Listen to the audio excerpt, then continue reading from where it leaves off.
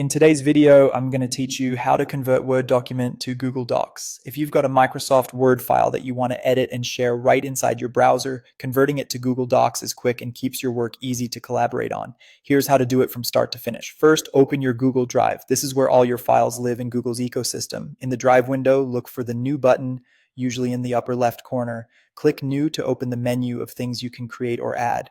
From that menu, choose File Upload. This tells Drive you want to bring an existing file from your computer into your Drive. Your computer's file picker will open. Now select your Word document. You can choose a .docx or .doc file. The process is the same.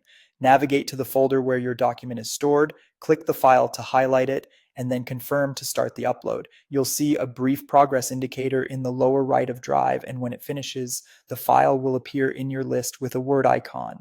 Once the upload is complete, open the file and go to the File menu. Double-clicking the new item in Drive opens it in Google's editor with the document displayed. At the top left of the screen, you'll see the File option in the menu bar.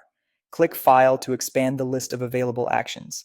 In that menu, choose Save as Google Docs. This is the key step that converts your Word file into a fully editable Google Docs version. Drive will create a new document with the same content, leaving your original Word file untouched. You'll notice the new file has the Google Docs icon and saves automatically as you work, which means you don't need to hit save anymore.